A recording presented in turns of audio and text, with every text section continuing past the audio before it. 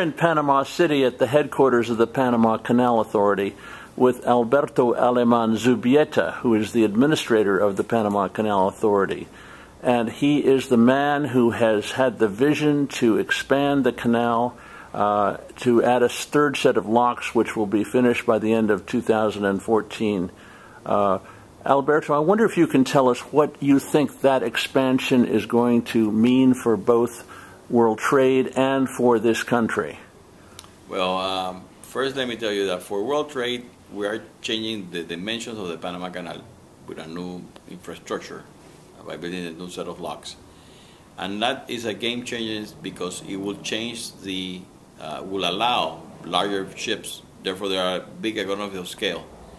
But how do you translate that into, movement of cargo?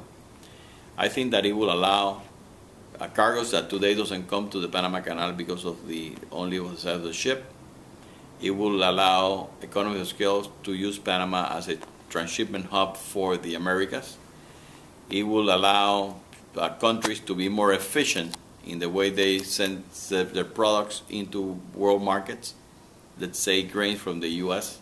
into Asia will be more competitive, or copper from from Chile into the markets of let's say Europe, or LNG from Peru and Bolivia and Ecuador into the Atlantic region like the U.S. East Coast or Europe, or that one that is produced like in Trinidad and Tobago that can go to Chile.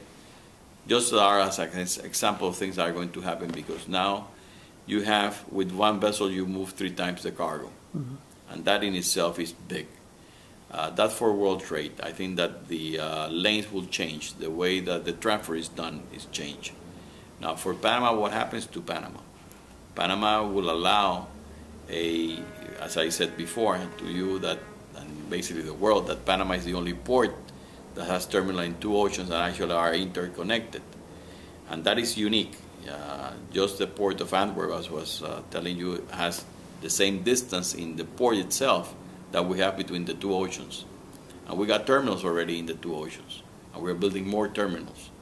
So I think that that you can capture that value because your hinterland that actually is the Americas on both coasts, either the Atlantic or the Pacific. And that is South, Central, the Caribbean, and actually the East Coast of the U.S. and some of the West Coast of the U.S. So actually you interchange, all of that interchange can happen in Panama, of that East-West route that interconnects with the North-South route. And Panama is that connectivity. We have a huge connectivity.